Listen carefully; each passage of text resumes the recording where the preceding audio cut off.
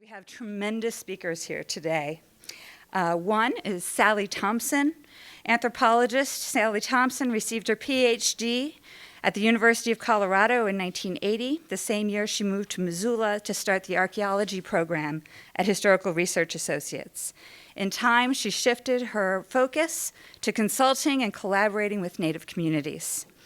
As director of the Regional Learning Project at she worked with Montana tribes to develop curriculum resources on history, geography, and culture. She's the author of People Before the Park, Disturbing the Sweeping Buffalo, and Black Robes Enter Coyote's World. She will be our first speaker this morning. Lea Whitford is an educator and tribal historian who calls the Blackfeet Reservation home. With a deep commitment to preserving and sharing the history of the Blackfeet people, Lea has served as an Indian Education for All instructional coach and as a tribal history teacher at Browning Public Schools and Blackfeet Community College in Browning, Montana. Throughout her career, she has focused on educating others about the rich cultural heritage of the Blackfeet Nation. And as the department chairperson at the Blackfeet Community College in the early 2000s, Lea played a pivotal role in organizing several significant events, including the commemoration of the 150th anniversary of the Lame-Bill Treaty of 1855, which is the topic of our session this morning. So because we have a lot to get through, I'm going to welcome Sally to the podium.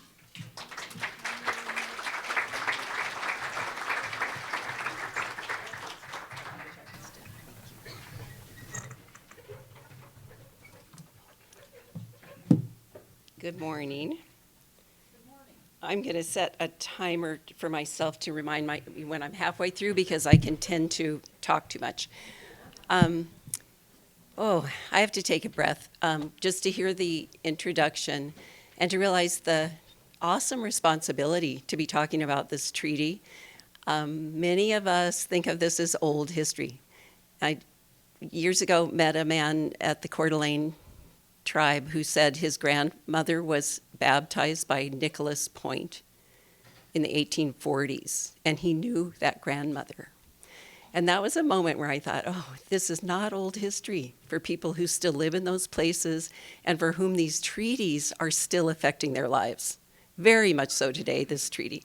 So with humility, I will talk to you about a new resource that I happened to stumble upon that helps us understand a more intimate view of the Salish people getting to this treaty.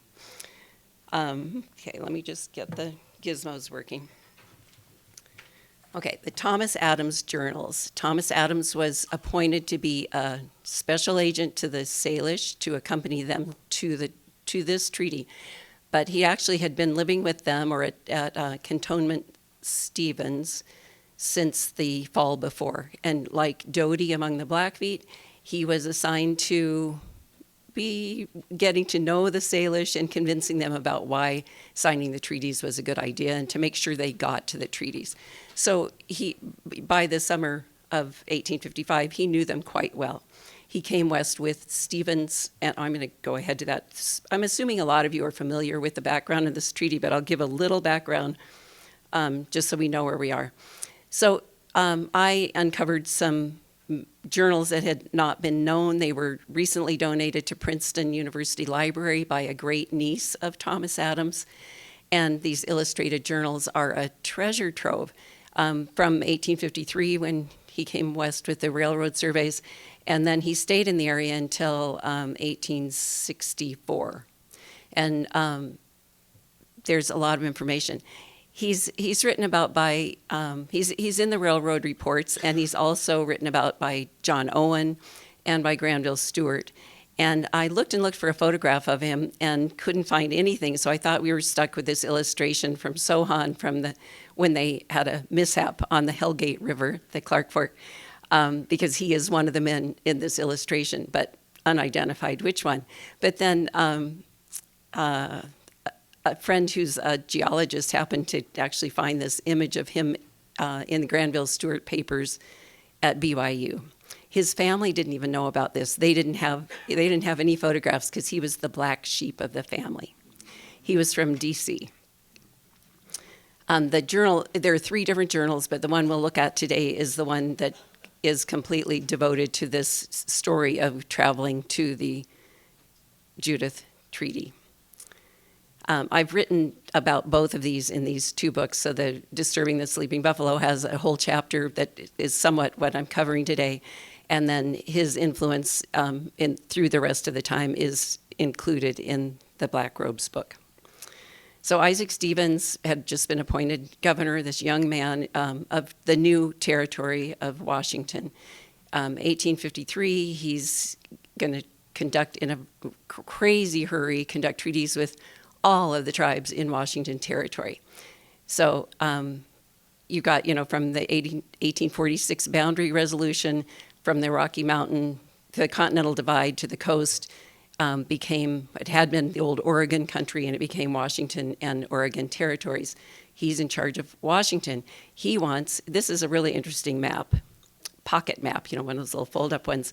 And you can see the road that doesn't really exist in 1855, but it is the route that the railroad surveyors took and what they want to create as a safe travel corridor for settlers to move into the territory and to be able to do it safely. So he's very interested in changing the dynamics on the Buffalo Plains that are Nebraska territory at the time. So in order to get people through there safely, those bison hunting tribes need to come to some sort of peace agreement. So he gets Alfred Cumming, head of Indian Affairs of that area, to join him because he's the one with authority in Nebraska territory. There's some interesting little anecdotes about Cumming, who weighed about 300 pounds. He sank a boat, and the Blackfeet that were standing around there all laughed. The men, women, and children all just laughed because his boat just went to, and he was very incensed about that people would laugh at his misfortune. So in Adams' journal, one important thing here is, we have the official reports has been the primary source about the 1855 treaties. James Doty was the secretary, and he would write the official records, and they all pretty much end with how everyone was satisfied. And so Thomas Adams writes that the amicable relations between whites and Indians, and then the better connections between the tribes that hunt, especially between those tribes west of the Divide, and then the Blackfeet and Gros Ventre and others in the eastern part. And he doesn't mention the railroad right of way, but that's the underlying intention, at least in my opinion. Okay, the journey begins on July 30th. So they have finished signing the Hellgate Treaty, the Salish, Kootenays, and Ponderays, and they are now ready to head across the mountains and go to Fort Benton, where they are to have this peace treaty. And they've been well prepared for it. Like I say, Adams has been living with them. And they're going to go on their buffalo hunt anyway, so it all works out to be going there. Let me just check in with my notes here. Adams is going to travel with 6 other men, and then they're kind of going to tag team with Chief Victor and the Salish. So Adams is with some translators and some hunters, and with another Indian agent who's responsible to get the Nez Perce there. His name is William Tappan. Okay, so Adams is only 25 years old, and Tappan is 34. They're not from, they have no experience in this country or with Native people except these 2 years prior. And, for them, it's a bit of an adventure. So the story going up and over the Divide is really interesting, and I have to just skip over it because of the time frame today. But there are some great illustrations that had not been seen prior to this, these being given to Princeton. So they go over the Burnt Creek, up Burnt Creek from Fort Owen, and into Upper Rock Creek, and then down Flint Creek, and then they connect with what becomes the Mullen Road up the Little Blackfoot.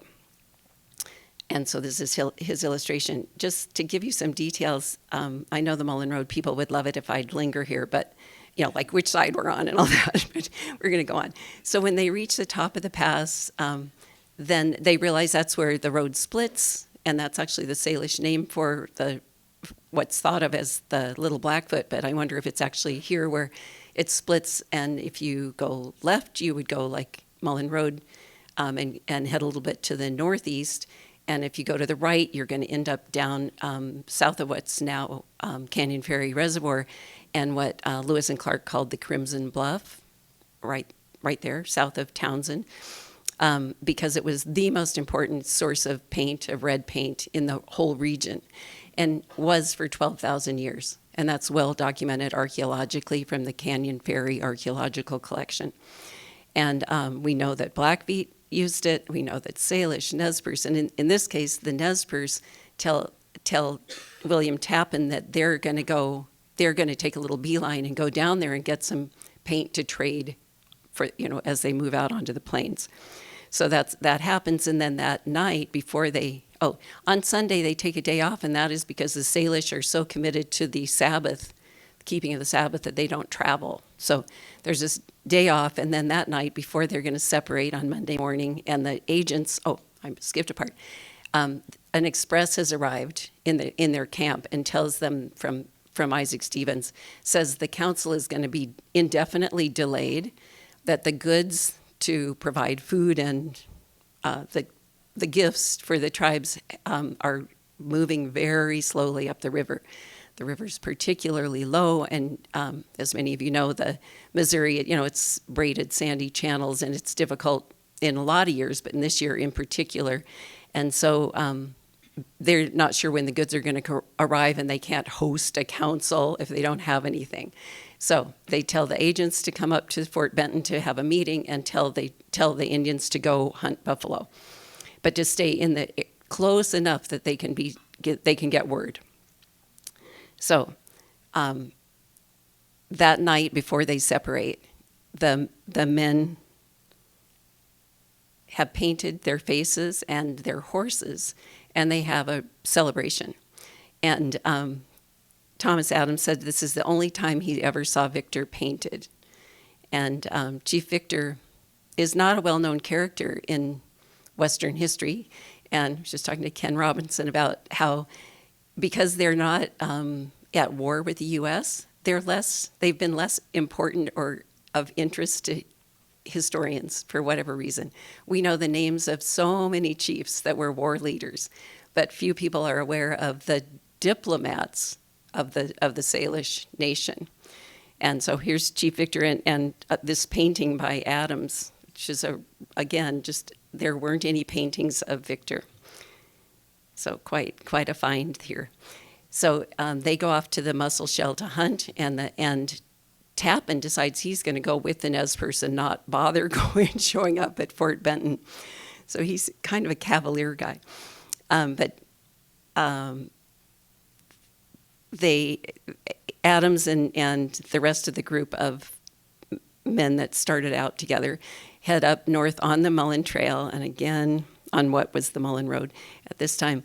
I have to show you a couple of these. The Birdtail Rock, and then I love that he shows what direction they're going relative to the rock by having the little wagon and horses in front there.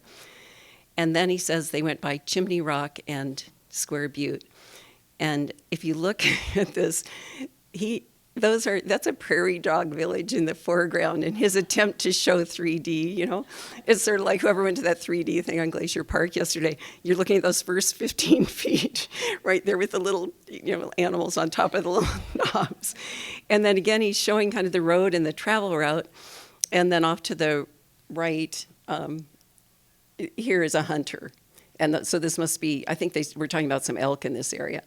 But this feature, some of you that are Mullen Road people probably have an idea of what that's colloquially called, and it just seems like it's been reduced in size. Anybody want to mention that? Kim, are you here? No? Okay. I think, I could be wrong, but I think it's what's known around Montana as Mrs. Brown's nipple. Okay. We can talk about it later. All right. So they they arrive they arrive in the Fort Benton area, and I think this is on the 20th. So they've been gone 3 weeks, maybe the 18th. Anyway, yeah, the 18th, and the camp is not right there at that time. The camp is about 3 miles away on the Teton, and not much is going on except some sense of frustration. Cumming isn't there yet. He's waiting for, or he's traveling with the goods. So then Adam says they went to the forts, and they relocated the camp in between the forts. And I have just really missed this Fort Campbell. How many of you are really well familiar with Fort Campbell being there right next to, of course you are again. Pat, good job. Okay. Anyway, I had sort of missed it, but Nicholas Point hadn't missed it. It was actually there when he, one of the Jesuits was there in 1846, 47, and he drew this picture of it. So in this picture, Fort Benton is the featured fort, but this over there is Fort Campbell. So, and then in the illustration that the teepees in the middle would show where they moved the camp of the officials. And Adams describes how people just are kind of busily going back and forth from camp to the fort and trying to figure out what they're going to do. But imagine this, they've got 10,000 plus people in hunting in various places all around the Musselshell and Judith and north of the Missouri as well. And juggling, well, they cannot do a darn thing about how long it's taking the goods to get there. I can imagine Stevens, who was described as a very impatient person, really about to lose it. And there's one place in Adams' journals where he talks about that he had created a whoops, I didn't mean to have it on. I'm halfway through. Okay, he was so uptight, he was pacing back and forth, enough that he had created his own little track there. He'd worn down all the grass. Okay. Adams mentions that in the evenings they go to John Owen's camp and play blackjack. Now, just a little diversion. That one picture is the only known picture of dear John Owen. But a friend of mine put AI to work and created what he might have looked like as a young man. I'd like to play with this and see what he was sort of middle-aged at this in 1855, so I need a new picture there. So Adams finally, so they've been there since the 18th, he finally gets assigned a job, and it's to travel down and try and find the Crows to make sure they're aware of the council and that they will be there. It's very important that they're part of this because, of course, there's a lot of trouble between the Blackfeet and the Crows and the Gros Ventre and the Crows, and sometimes the Nez Perce and the Crows, but it varies through time. It's a long way. We got Fort Benton up in here. They're going to be looking for here's Billings. They're going to be looking up here for the Crow. Here's the Bighorn. And I have this marked because of a butte that I'll mention in a minute. Okay.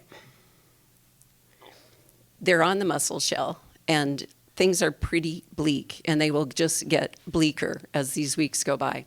But some interesting things that he's included in the journal. He's got these names. He's learned various tribal names for the Musselshell, but he didn't. I found in a different source that the Crow called it Spotted Fish Country, but Blackfeet called it Bear Creek. And then catfish or bearded fish. And then would spotted fish be the same? Somebody from a fish background talk to me later.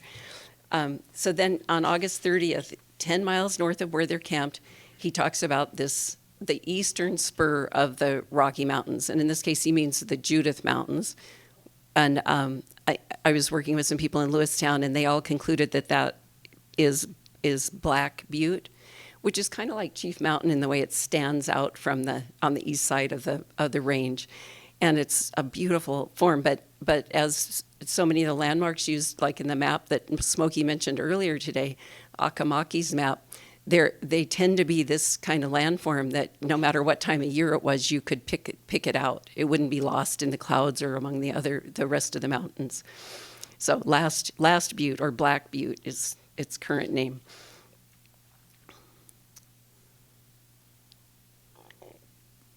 So again, he says they're camped 10 miles south. So the butte is, here's the Judith Mountains, Lewistown right here, and then they're 10 miles south. So, between Lewistown and Winnett someplace, perhaps. It's really hard. There aren't many landmarks. In fact, the river names and that Last Butte are about the only places that you can actually know where they are. And otherwise, it's just fun going through old maps and trying to figure out where they are, but you really can't tell. The conditions are so bad for both people and horses that they have to tie. They normally don't tie up their horses, which is really interesting to me. But they camp near good enough grass usually that the horses stick around, but there's no grass. And so they tie up the horses and the horses still get away. But this is the only illustration I've ever seen of hobbled and tied up horses. There's one reference in Nicholas Point's information about recognizing a camp, or the people with him recognized a camp based on the hobbling devices that were left behind that were Nez Perce, but he doesn't describe what they looked like. So this is kind of a remote part of the history of this area. So again, this gem that was in this unknown journal. So then on the 5th they meet Lowhorn's camp, and Lea and I were talking yesterday about now which band was it the Lowhorn was head of. Do you guys know this off the top of your heads? Yeah. Pardon? Buffalo Back Fat. We have to check this. But Lowhorn has been kind of a leader in the negotiations as he's talked to Stevens, that he will greet his neighbors and other tribes and welcome them into Blackfoot country for this treaty. And the image of front horns there on the side, Lea will talk about a little bit in her presentation. But 54 lodges of Blackfeet flushed with buffalo meat. So these are people who really have hardly had anything to eat. They have been eking out an existence. And so, what joy to come up with some food. And that he's told, hey, we're going to go build a surround and capture buffalo. Come watch. But they didn't quite get it finished in time, and the buffalo got through. So then it's a hunt, and he describes that. And I love this image that's a rendition of a Nicholas Point painting that was published in a De Smet volume, where Adams describes how he's watching them and then they disappear and then they come again because of the hilly terrain in the Musselshell Valley. And this scene is Musselshell Valley, so it's kind of a depiction, even though it's 10 years earlier. Then he encounters Victor's camp. So he has not seen Victor since they split up, at the base of Mullen Pass. And this picture is more recent, and it was the worst one I could find. But imagine, no green grass. This image, and it's just, pitiful bowls here and there in the Musselshell Valley. He's told by people at the time, the Salish are saying it's never like this. This is extreme. Nobody remembered anything ever like this drought, and that in the springtime this river is a torrent. So at this point they encounter all sorts of people, and including Tappan and the Nez Perce, and he learns that the Nez Perce have decided they cannot continue, that they are going to die if they don't make a better decision. So they've been trying to stay on the Musselshell because that was close enough for the agents to reach them, for Stevens to send a message about the council happening. But at this point they say, we've got to go. So they're going to split into two groups. One group's going to go up the upper Yellowstone, and the other is going to go down the Yellowstone and then hunt up the Bighorn. And also kind of look for the Crow that they're in good relationship with at that time. But then somebody had come back from having wintered with the Crow the year before, and they said that the Crows were dying of measles, and that like over 250 people had already died. A lot of them were leaders. and that in their response, they had scattered in very small family groups all over Crow country. And so they weren't, so Adams is supposed to be going and getting them to come to the treaty. Well, the Crow weren't at the treaty. And this is the clearest description about why, what was going on there. However, it wasn't all the Crow. There was another situation also happening where there were some Crow fighting with some Grovant. There was some horse capturing and some killings. So there was warfare. So right in the midst of planning for the peace treaty, this was going on in the background. So on September 5th, the Adams group with some of the Salish finally get some buffalo on their own, and it's 5 scrawny old bulls, and that they're so bad off that they just take the tongues, and then there's the youngest of the group. There was a little meat, and they just had to leave that behind. So imagining the people are suffering so much and their horses, but all the animals, everything in this whole region is suffering. So then Adams figures out that he's not that far from the Yellowstone. He had thought it would take too long, so he wasn't going to go on in search of the Crow. There was a fort, like a temporary fort, at the mouth of the Bighorn, and he thought a guy named Meldrum, who had been working with the Crow some, he was going to try and get down there and see if he knew anything and if they could get some of the Crow. That failed, but he did this big journey and then back up to the Mussel Shell, and where he learns from C.P. Higgins, for those of you from Missoula, who's an express carrier from Stevens, that the boats are finally making progress. They had gotten to Fort Union, and they repacked everything onto 2 big Mackinac boats, and then here's his illustration, and that with 60 men to make sure that they could haul these boats up the river. So then everybody starts heading down the Mussel Shell where they'll be closer, and then they will, gradually get their way to Fort Benton, because it wasn't imminent. It was just that finally they're making some progress. And I just love this story. This is a picture of a painting of bear tracks. So, we now have Bear Tracks Bridge, was the Higgins Bridge in Missoula. And he was a really important leader to the Salish people during the tough years before and while they were relocated. And so here's a painting of him, and there's a quick little piece about how the dogs in the Salish camp had eaten everything edible in the agent's camp, and he was bummed that they hadn't camped farther away. But he said it was okay because one of the men provided breakfast for them, and then a man named Bear Tracks came and provided them with dinner. Just a little glimpse of the generosity in the midst of scarcity. And a painting of an important man that had been had the sketch done of him, but not the painting. And then I had never heard of this one. He refers to as Peg Leg, but then gives his full name and meant Yellow Clay Chief, as somebody else that led a buffalo hunt the next day, and how delighted he was. And I'm assuming this picture is from back at when they were at near Mullen Pass and had that dance at night where they had painted their faces. So they end up at the mouth of the Judith for the event, and here's the Blackfoot Council, and Lea will talk more about the council itself, so I'm skirting over that. But why wasn't the treaty held at Fort Benton? The reason is that Victor sent word through Agent Adams that he and his people and his horses were all too weak to get that far.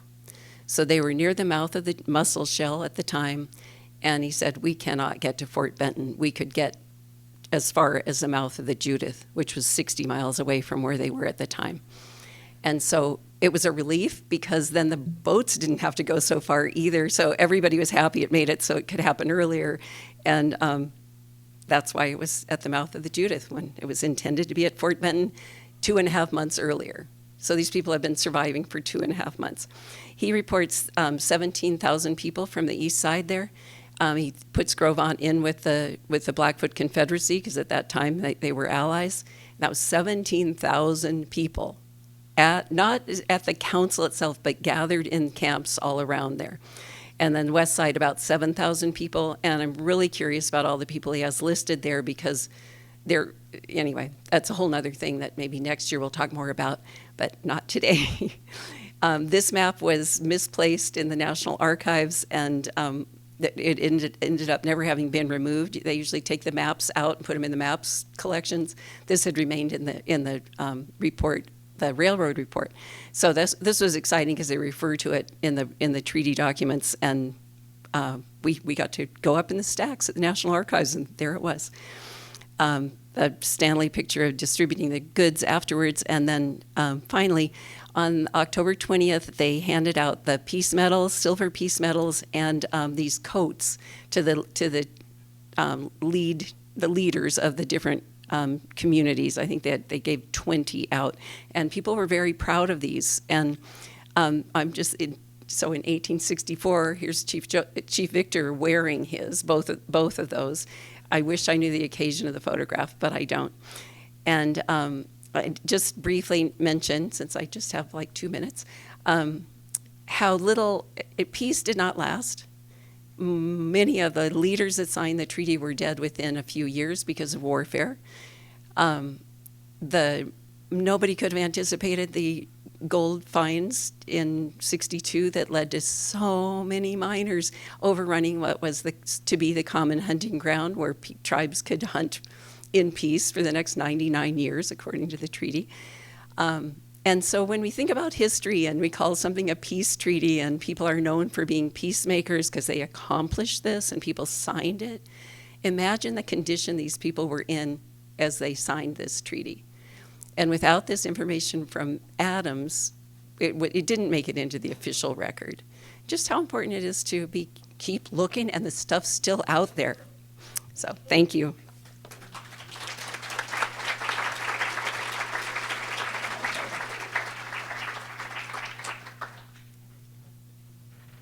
So is Leah's ready to go? I just took it. That was my last one.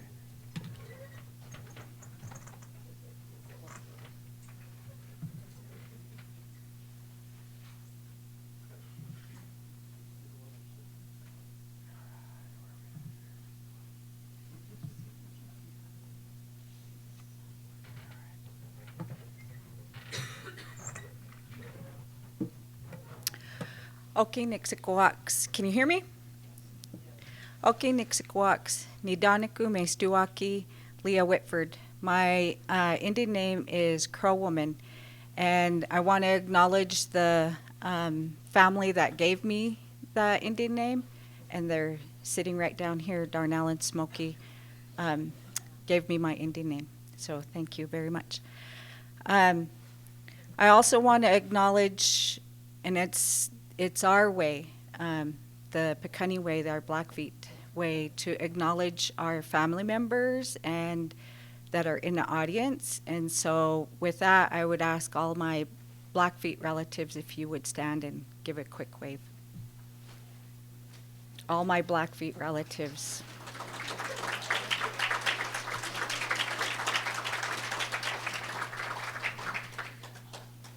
I started at Blackfeet Community College many years ago, and I did not grow up in our culture and our language and our ways, and so I always was told that because I'm younger than some of the folks in the room, that I ask, especially our elders, for their blessing and their forgiveness of me to step in front of you, because you all come with all kinds of knowledge. So thank you.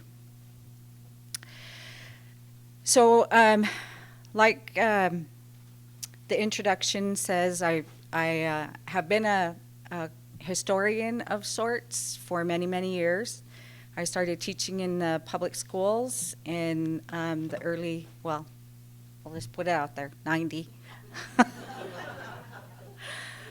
And then I served here in that state capitol for 6 years, and so some of my very good friends that I made serving as a legislator are here today, and thank you very much. It's a blessing to see you all. So let's talk about the Lame Bull Treaty. And before I go any further, I want to say welcome to Blackfeet country.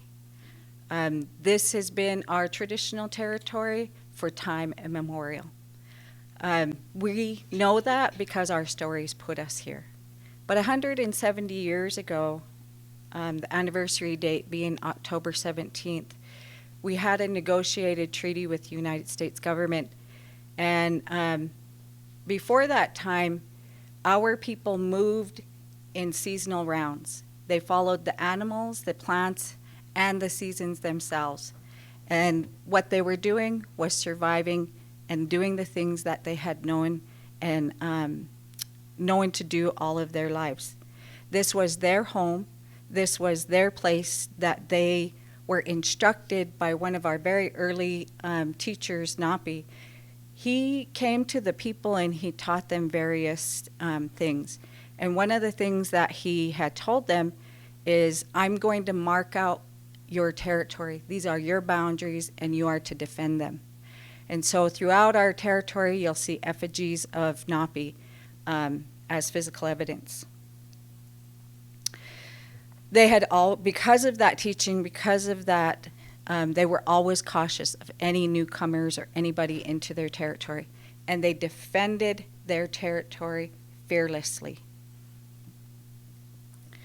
So when it came time to treaty, and I'm just skipping a whole lot of history, right?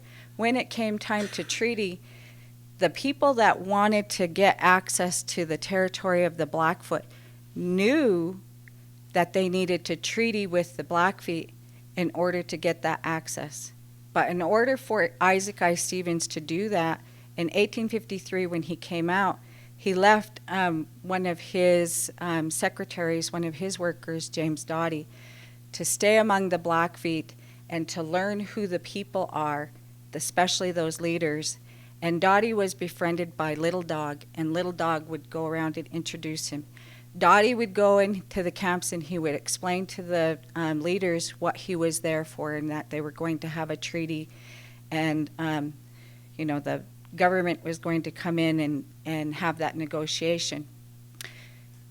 The Blackfoot leaders up north were very skeptical about what was happening. They asked if they were asking them to give up their land, because they had word that there was something going on with other tribes across the mountains.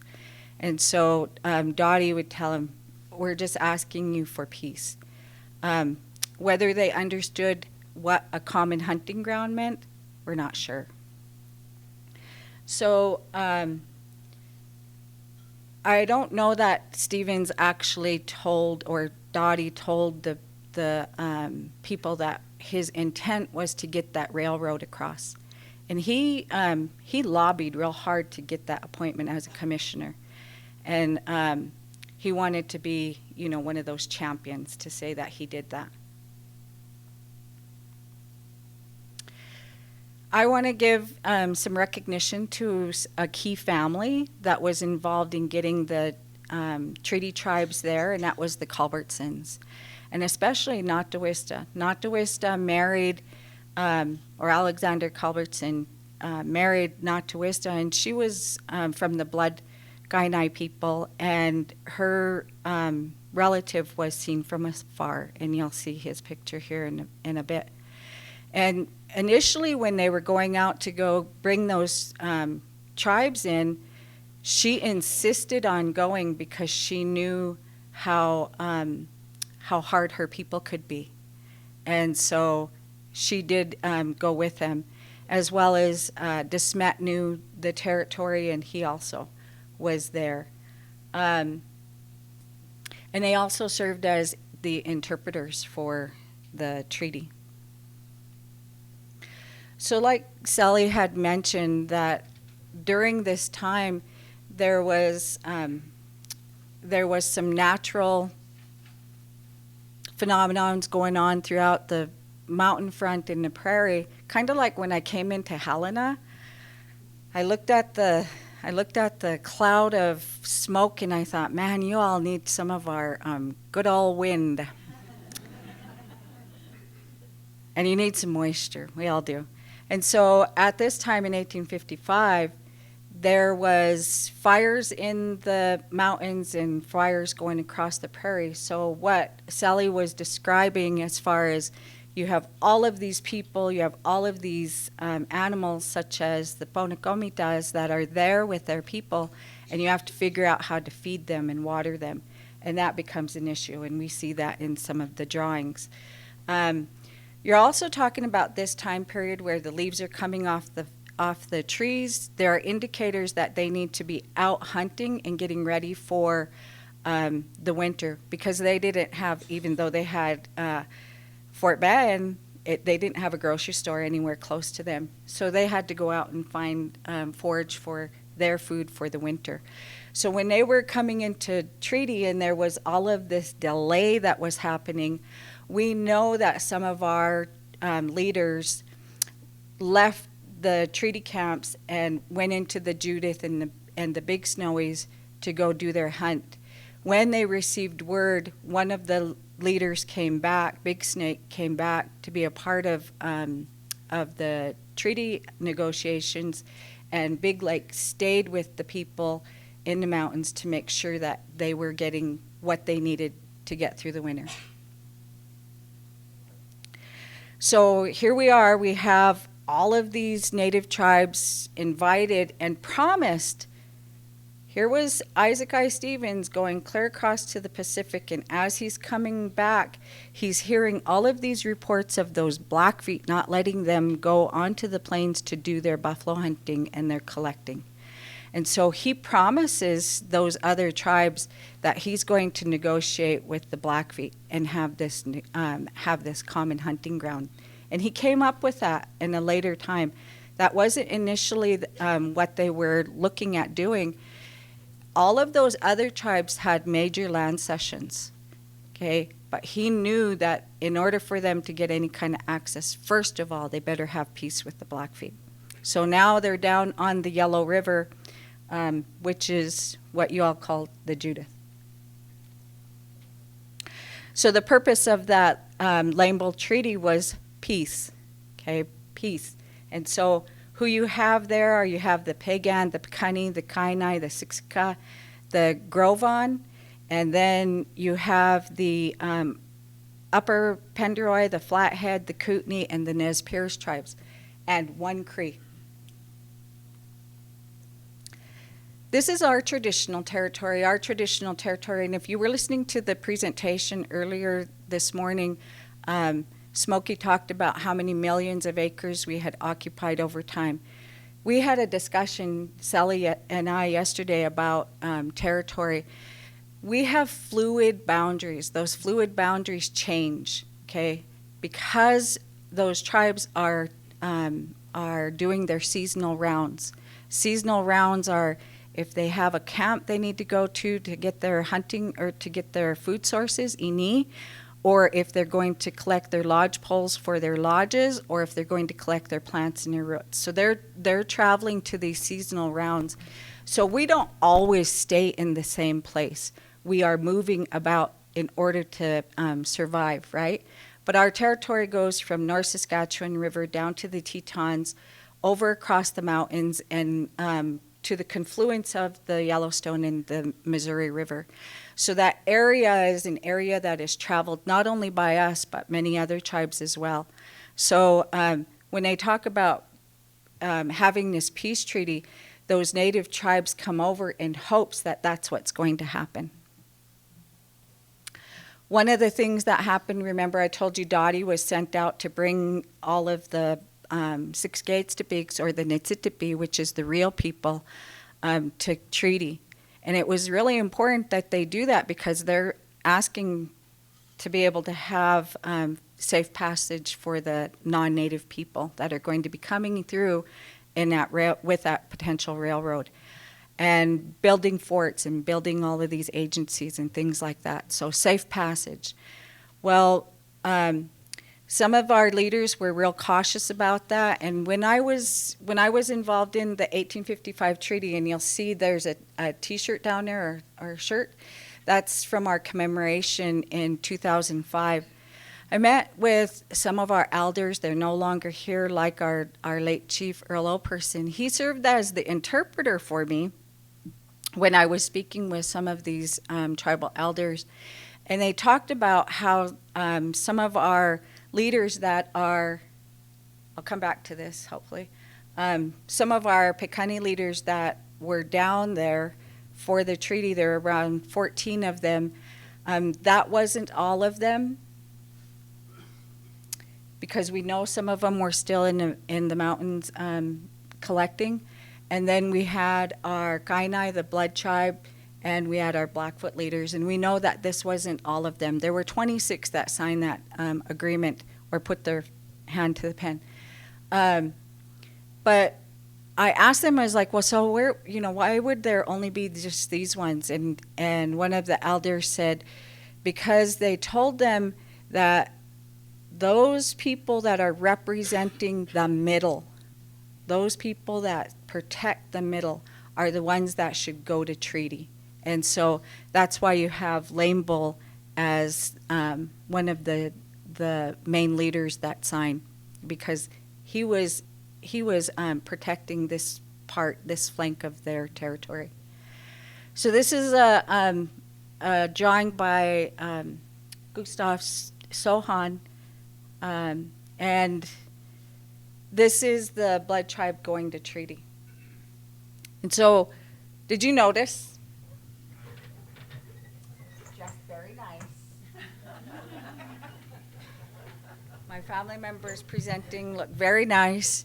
And so our leaders dressed very nice when they went to treaty, and they complained about how Isaac I. Stevens and his delegates were not pulling the part. Doesn't that sound familiar? But we forgive people. We're friendly. We bring people together. We've allowed people in and out of our territory because we know that we need to have those relationships. Okay, and so when I started learning about the treaties, I told you, I had 3 classes at Northern, Havre, on Native American Studies, and so I got a teaching job teaching history, and I knew very little, and so my counterpart told me, you know what, we should learn about these treaties, and so I went to our tribal lawyer, the late Vicky Santana, and asked her to help me understand the treaties.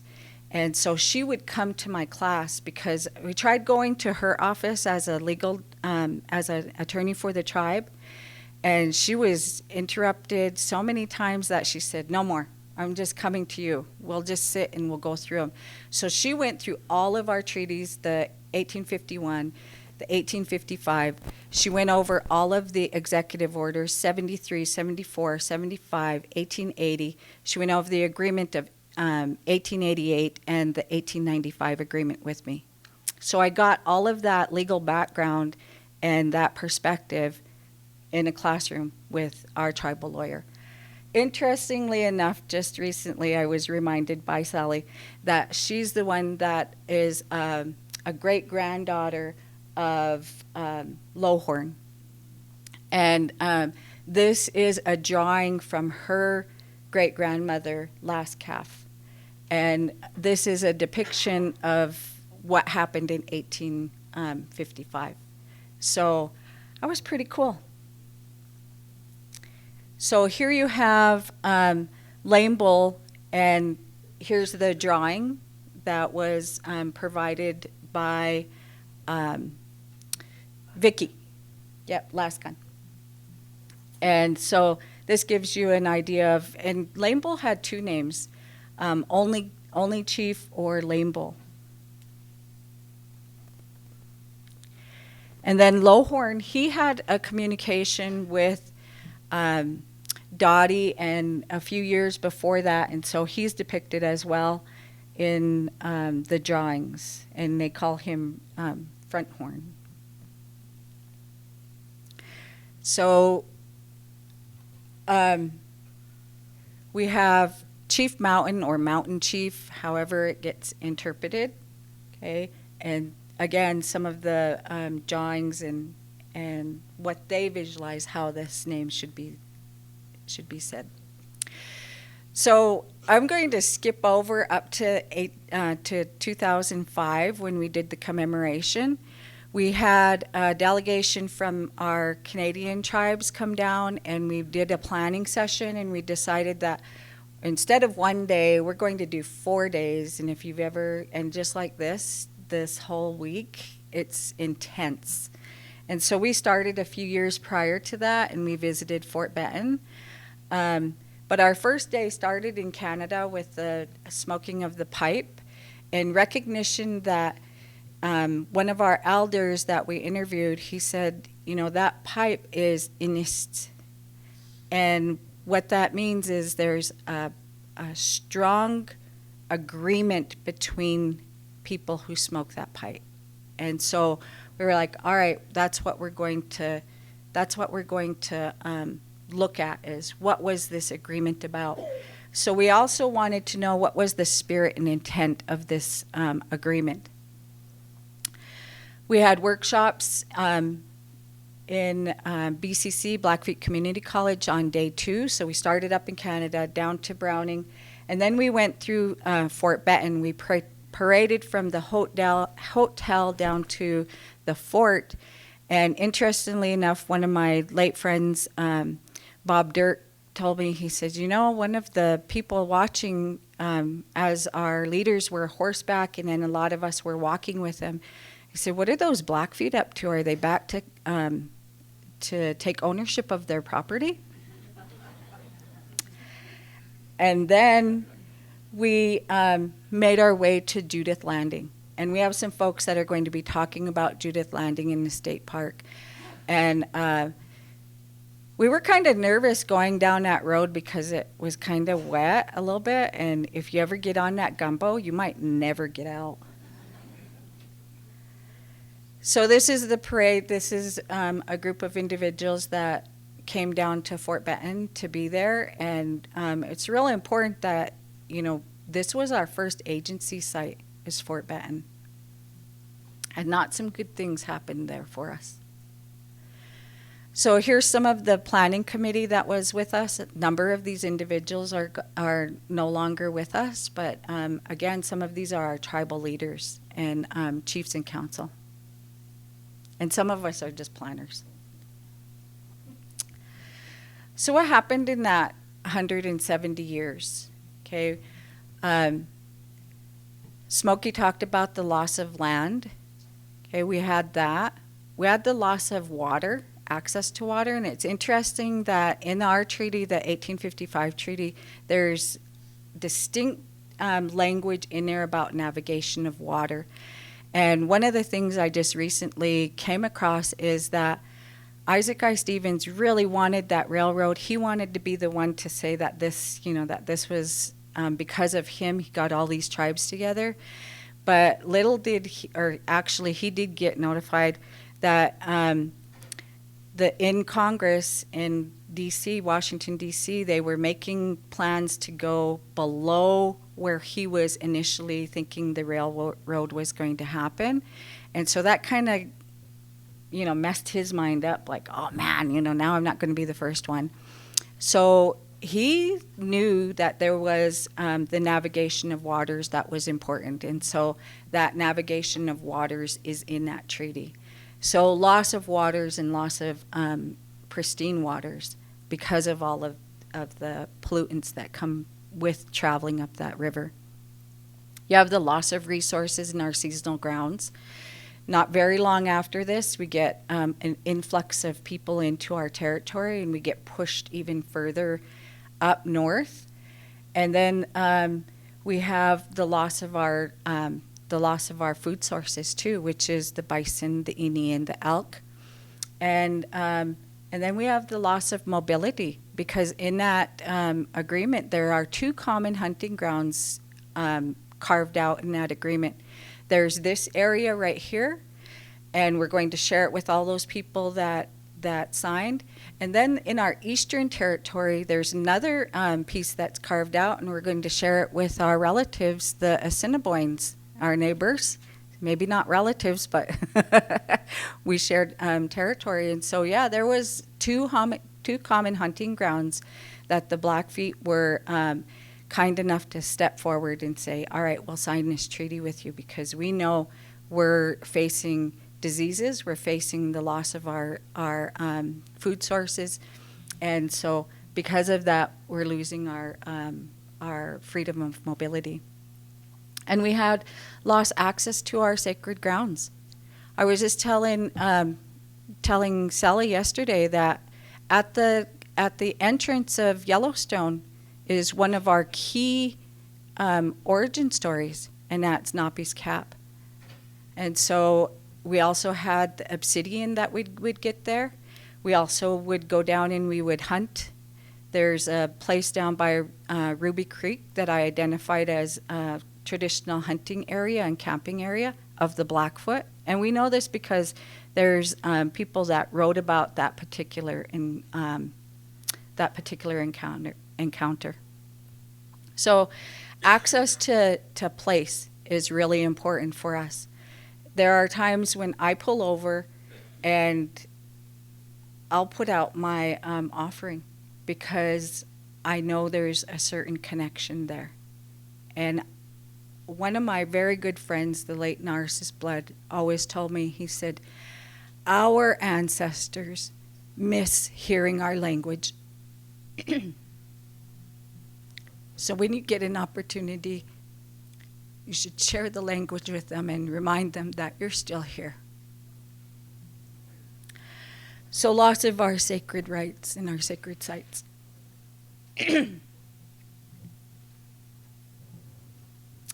But we're here, and we continue to thrive, and we continue to do the work that we need to do. And our most precious, most valuable thing that we have is our people. So for Nitsitapi, what are we doing today?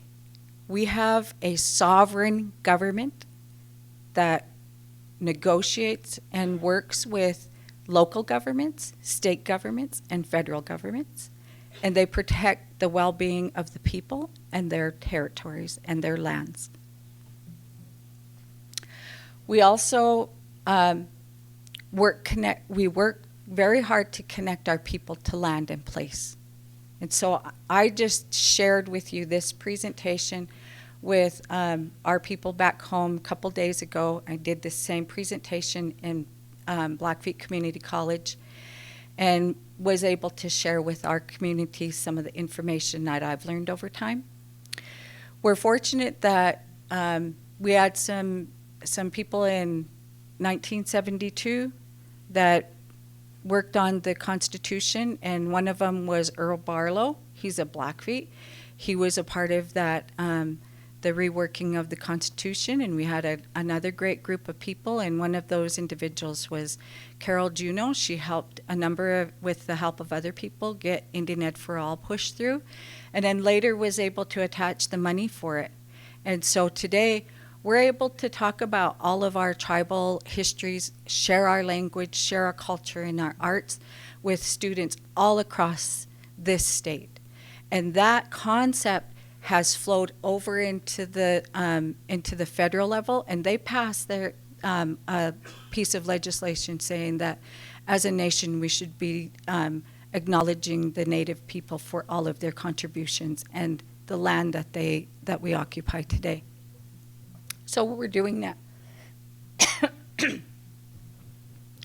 So educating our youth through Indian Ed for All is really important. And just being able to get up and share these kinds of things with you all and with the help of, our friendships that we build over time. We face the same ills that every other community does as well. When I was coming down here this morning, I passed a camp. Oh, you're good.